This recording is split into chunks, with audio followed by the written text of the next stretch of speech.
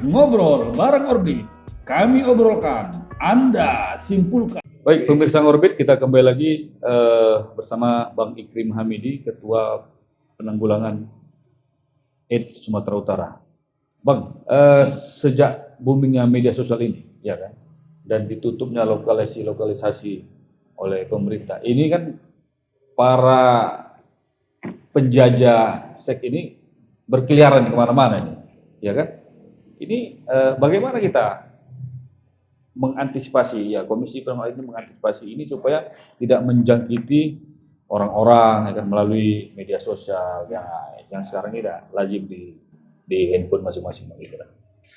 Jadi setelah media sosial ini booming ya, adanya Facebook, adanya Instagram, kemudian juga berbagai aplikasi-aplikasi pertemanan begitu ya, booming, itu mulai bergeser transaksi seks yang ada. Kalau dulu itu kan ada lokalisasi, datang ke situ gitu ya.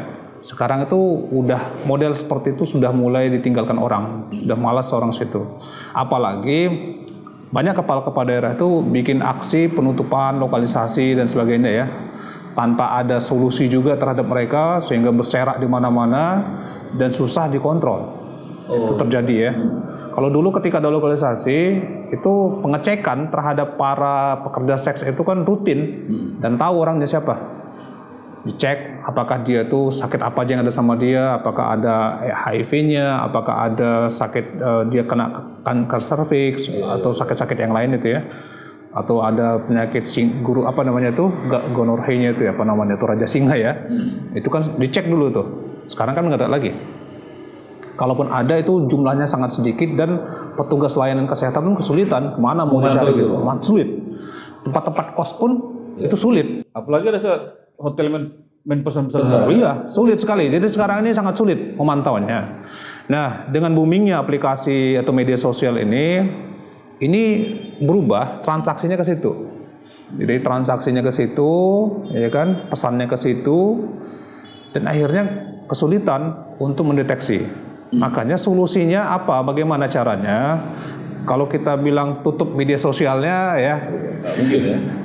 Itu bisa aja sih. Untuk beberapa negara bisa. Ya kan mereka menganggap bahwa ini apa sih bukan media sosial, apa aplikasi ini aplikasi sampah nih gitu ya. Nggak boleh. Itu boleh aja. Kalau pemerintah mau, ya kan? Tapi apakah pemerintah mau atau enggak? Ya kalau mau bisa. Tapi kalau nggak mau berarti kita harus punya cara yang lain, yaitu melalui pendidikan seks. Pendidikan seks kepada banyak orang, kepada generasi muda melalui media massa, melalui media sosial, melalui pendidikan secara langsung. Ini yang kita optimalkan, kita maksimalkan, yang harus kita lakukan. Kenapa? Karena kalau kami nggak mungkin menjangkau untuk masalah penutupan aplikasi-aplikasi itu kan bukan ranah kami, bukan sampai ke situ. Nah, itu kan ranahnya pemerintah, bagaimana sudut pandang pemerintah melihatnya. Maka ranah kami itu adalah menjangkau semaksimal mungkin orang untuk diberikan edukasi. Itulah tugas dari kami, sehingga kami itu kerjasamanya dengan banyak lembaga, banyak organisasi, itu fungsi di situ. Tapi juga tidak kalah pentingnya adalah bagaimana menyadarkan masalah ini kepada orang tua. Karena sekarang anak-anak muda itu yang menjadi sasaran juga ya. Apalagi masalah narkoba seperti kita kembali lagi tadi ya. Nah, itu juga sedang booming-boomingnya. Ini orang tua harus diberikan edukasi yang benar untuk masalah ini gitu. Nah, kemarin ada statement dari Abang juga mengatakan pejabat juga sangat rentan dengan ini. Nah, ini apakah kita sudah pernah mensosialisasikan ke pejabat agar jangan ya katakanlah jajanan sembarangan, ya. Itu gimana Bang? Kami sudah beraudiensi dengan gubernur, wakil gubernur, sekretaris daerah, Pangdam, Polda, dari kantor urusan agama provinsi, ketua DPRD, itu banyak tokoh-tokoh itu sudah kita datangi dan selalu kita informasikan masalah ini bahwa ada Iya, setelah kita perhatikan ada namanya 3M Itu 3M juga. ya, 3M itu ya. Oh, mobil ada juga 3M. Oh, itu 3M juga ya. Iya, kan? ini 3M juga. Lain ya kan. Jadi ada 3M kriteria orang yang mudah terpapar ini, yaitu man, mobile, money. Man itu pria. Man pria. Ya, pria yang aktivitasnya tinggi, kesana kemari, pergi kesana kemari dan punya uang. Kesana kemari nggak punya uang pun nggak bisa ngapain juga gitu kan. Harus punya uang ya kan. Jadi 3M ini itu menjadi populasi yang rentan ketika dia nggak punya iman tentunya ya. Punya iman pun kadang ada juga loh pengakuan. Ini salah satu tokoh agama, Ustadz boleh dibilang.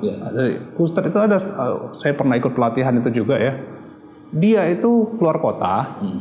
Tiba-tiba istilahnya anak Medan bilang trujung gitu ya istilahnya. Protak gitu ya. Bukan trujung, protak ya kan. Protak dan trujung ya. Barang Tuhan. Iya kan? Berhubungan dia dengan pekerja seks perempuan. Sekali aja di satu daerah di Jogja. Tidak pakai pengaman. Nggak pakai pengaman. Hanya karena itu kena dia. Oh itulah anunya ya. Ustadz. Ya kan penceramah agama gitu. Kena dia. Nah ini pun sudah kita informasikan kepada tokoh-tokoh kami bilang tadi itu. Nah, dan kami sampaikan juga kami siap hadir di dalam kegiatan-kegiatan di internal lembaganya untuk menyampaikan penyuluhan. Ya kan jangan sampailah kasihanlah nanti yang di rumah. Tapi kan misalnya kok abang lah yang pernah jadi legislatif. Anggota dewan ya. BIMTEK masuk nggak ini materi HIV? Enggak. Enggak ada. Apakah perlu tuh? Enggak. Sebenarnya gini ya, kalau sebenarnya tidak perlu dipelatihankan khusus, nggak perlu. Hanya dikasih informasi yang benar. Kasih informasi yang benar, kasih penyuluhan yang benar, kasih brosur gitu kan. Dan yang paling penting itu sebenarnya adalah kalau ketika untuk orang yang 3M tadi itu kesadaran dirinya harus betul-betul tahu bahwa dia tuh bertanggung jawab tidak hanya kepada dirinya sendiri tapi kepada orang lain khususnya keluarga. Itu juga harus diinformasikan dengan benar. Jangan sur sendiri aja dipakai kan gitu. Kan sur sendiri aja tiba-tiba udah terpapar bawa ke rumah. Kena di rumah. Dan sekarang ini dari 21-an ribu tadi itu kan 75% kan perempuan, laki-laki. 25% perempuan. Dari 25% perempuan ini mungkin 75 sampai 80% terpaparnya karena laki-laki. Gitu. Bahkan ada istri pejabat emang bilang. Ya, ada istri pejabat, tapi saya nggak bisa informasikan namanya, siapa dia. Ya, karena itu terdata. Ini kan prosesnya itu ketika istrinya yang mau melahirkan itu kan dites dulu HIV. Dan itu jadi satu SOP di seluruh rumah sakit di Indonesia ini sudah ada surat dari kementerian. Iya, tempat bersalin.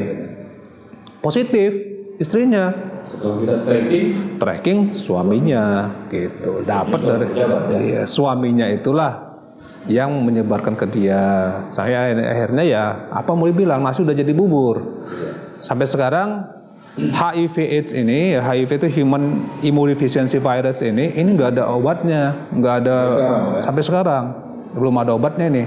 Yang ada adalah obat untuk membuat virus ini tidak berkembang cepat. Nah, tapi tetap ada dia gitu. Bang terkait kondom. Kondom kan hanya satu hal yang mengantisipasi tidak tertular HIV/AIDS. Tapi perbuatan yang bersenggama dengan ini, nah ini macam mana Pak kita memisahkannya? Udah terujung macam mana? Begini, kenapa kondom itu bisa mencegah? Ada dua faktor ya. Pertama di kondom itu ada pelumasnya. Pelumas ini membuat tidak ada terjadi luka ketika berhubungan seks. Gitu. Ya kan, karena lukanya inilah yang bisa bikin tertular. Itu yang pertama. Jadi tidak terjadi luka akibat ada pelumas. Yang kedua, dengan adanya kondom ada pelindung. Jadi katakanlah kalaupun ada luka itu tidak bersentuhan langsung. Nah, ini masih memungkinkan untuk tidak dia itu menularkan jadinya. Ini kenapa kondom ini menjadi pencegah. Jadi kalau seorang yang sudah kena HIV pun, kalau dia pakai kondom misalkan ketika berhubungan, itu sangat mungkin dia tuh tidak akan menyebarkan kepada orang lain ya. Ini kenapa kita sarankan pakai kondom. Bukan berarti kita mau melegalisasi free sex, enggak.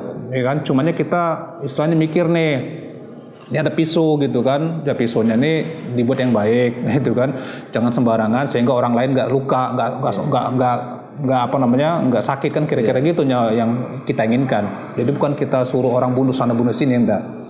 Itulah penggunaan kondom itu. Nah, kalau seorang itu udah terujung kali, ya kita tahu ini nama-nama manusia, ya kan, dia punya birahi seksual juga. Ketika di luar, dia itu ya kalau bisa menikahlah dengan yang orang-orang lain benar, ya kan gitu. Itu saran kita, ya kan.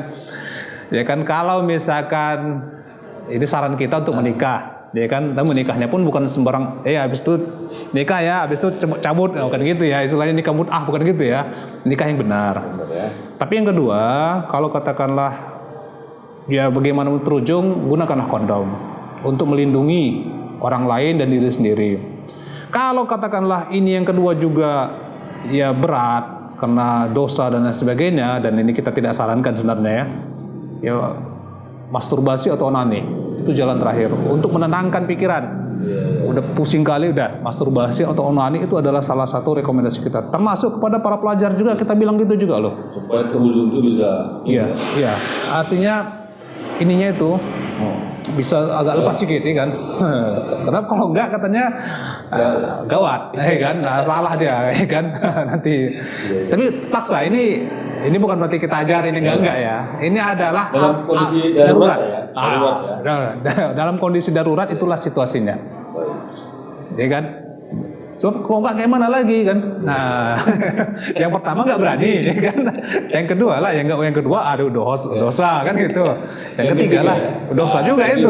Cumanya ya nggak pusing kali kan gitu. Baik, kita lihat. Ngobrol bareng Orbit, kami obrolkan, Anda simpulkan.